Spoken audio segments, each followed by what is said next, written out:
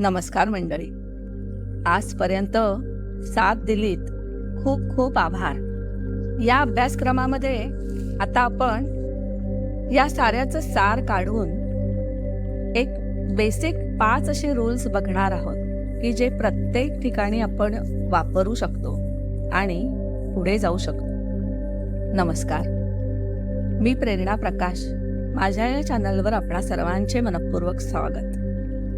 चला तर मग बघूयात हे बेसिक 5 रूल्स. नंबर 1, फॉल्स ॲझम्पशन्स दूर करणे. मंडळी, प्रत्येक क्षेत्रात म्हणजे जर आपण 4 क्षेत्र मानली जीवनातली, हेल्थ, वेल्थ, करिअर आणि रिलेशनशिप, तर या प्रत्येकामध्ये लहानपणापासून आपण काही टिपिकल वाक्य त्या संदर्भात ऐकत आलेलो आहोत आणि ती अत्यंत चुकीची आहेत हे आता आपल्याला कळतंय. तर ती आपल्या मनातून काढून टाकणे, अगदी उपटून टाकणे मुळापासून, हे फार गरजेचं आहे. म्हणजे पैसा असेल तर त्याबद्दल आपण ऐकतो, पैसा काय झाडाला लागतो का? किंवा जिथे पैसा असतो तिथे कलह, बाऊबंदकी असतेच. पैशांनीच तर मती फिरते. किंवा हेल्थसाठी आता माझी अर्धी लाकडं तर मसनात गेली, आता मी काय करणार डोंबल? अरे, उतार वेळात हे होतंच. करिअरसाठी म्हणाल तर आजकाल चांगली नोकरी मिळणं कठीणच आहे. त्यातही गव्हर्नमेंट जॉब मिळणं म्हणजे अति कठीण. प्रत्येक ऑफिसमध्ये राजकारण हे असतंच. रिलेशनशिपमध्ये म्हणाल तर वडील आणि मुलगा यांचं कधी पटतं का? कधीच पटत नाही. किंवा सासू सुनेचं नातं हे आई मुलीसारखं होईल का? नाही. नणंद ही काड्या घालणारीच असते. मंडळी, अशांसारखी ही वाक्य म्हणजे असंख्य अशा चुकीच्या समजुती आपण जाणीवपूर्वक आपल्या मनातून म्हणजेच सबकॉन्शियस मनातून जेव्हा काढून टाकू ना, तेव्हाच आपण थोडा वेगळा विचार आपण करू शकतो आणि तो विचार आपल्या सबकॉन्शियस माइंडमध्ये रुजवू शकतो, पेरू शकतो. आता आपण पैशावर काम करत असू, करिअरवर काम करत असू किंवा इतर गोष्टींवर, सर्वात प्रथम मनाची पाटी कोरी करणे हेच आपलं काम असेल. मगच त्या मनावर आपण योग्य शब्द, सकारात्मक वाक्य कोरू शकू. Number 2, awareness. आता अवेअरनेस कशाबद्दल? तर आपल्याला जे हवं आहे किंवा जे आपलं गोल आहे त्यामध्ये आपण नेमकं कुठे आहोत आणि आपल्याला नेमकं कुठपर्यंत जायचं आहे याची स्पष्ट कल्पना असणे. उदाहरणार्थ, आज मला 8,000 पगाराची नोकरी आहे, पण माझं गोल आहे 15,000 पगाराची नोकरी हवी असणं. ही योग्य स्टेप आहे. छोट्या छोट्या पायऱ्या आपण चढणार आहोत. मंडळी, लक्षात आहे ना, बेबी स्टेप्स घ्यायचे आहेत. आज माझे 68 किलो वजन आहे आणि येत्या 7-8 महिन्यांमध्ये मला ते 60 किलोपर्यंत खाली आणायचे आहे. उत्तम उदाहरण. म्हणजेच आपल्या गोलविषयी योग्य कल्पना असणे, योग्य वेळ, योग्य प्रमाण याची क्लॅरिटी असणे म्हणजेच अवेअरनेस, जागरूकता किंवा वास्तवाची जाणीव. उगीच मोठ्या गप्पा नाहीत किंवा काहीतरी अनाकलनीय जादू घडेल अशी अपेक्षा नाही. म्हणजे आज मी जाऊन सासूला मिठीच मारते म्हणजे आमचे सासू सुनेचे संबंध बघा कसे छान होते. होईल का असं? मंडळी, प्रत्येक क्षेत्रात समजूतदारपणे जाणून बुजून एक पाऊल आपल्याकडून पुढे टाकणे, पुढे जाणे म्हणजेच अवेअरनेस. म्हणजे एखादं आपण स्किल वाढवतोय, जास्त कमाईसाठी कोणता तरी एखादा क्लास जॉईन करतोय, हेल्थसाठी सकाळ संध्याकाळ एखादी चक्कर मारून येतोय, रिलेशनशिपमध्ये तर खूप पेशन्स ठेवायला लागते. म्हणजे समोरचा कितीही निगेटिव्ह असेल, टोमणे मारत असेल, पण आपल्याकडून मात्र सतत चांगली व्हायब्रेशन्सच त्याच्याकडे जायला हवीत.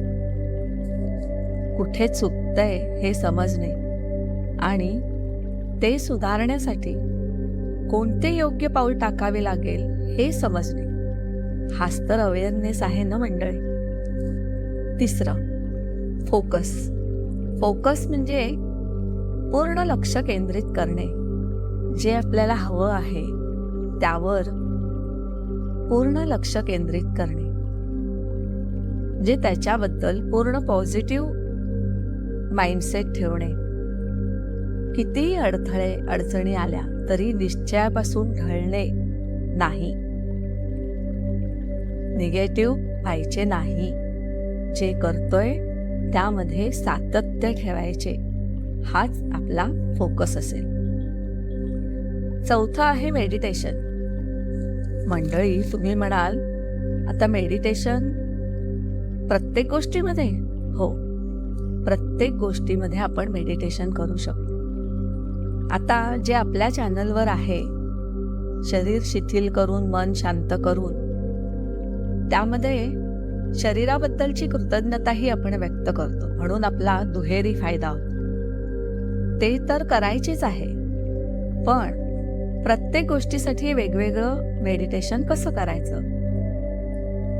पैशांसाठी करायचं असेल तर मेडिटेशनमध्ये शरीर मन शिथिल झाल्यावर पैशांचा पाऊस पडताना अनुभवणे, पैशांच्या गड्ड्या आपल्या अंगावर पडताना अनुभवणे, किंवा अनवाणी पायाने आपण पैशांच्या ढिगाऱ्यावरून चालत आहोत हे व्हिज्युअलाइज करणे, अशा प्रकारच्या गोष्टी आपण करू शकतो. आणि असेच आपण इतर बाकीच्या आपल्या क्षेत्रांमध्येही करू शकतो.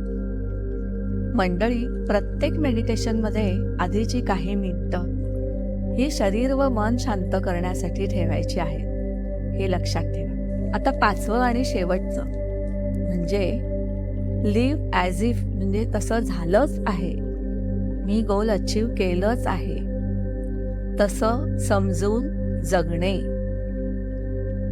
हे आपण बाकीचं सगळं करत आहोत तेव्हा दिवसभर, म्हणजे बाहेर गेल्यानंतर सुद्धा, ऑफिसला गेल्यावरही इतर कमी व्हायब्रेशन्सच्या लोकांसोबत राहूनही आपल्याला स्वतःची आनंदी अवस्था कायम ठेवायची आहे.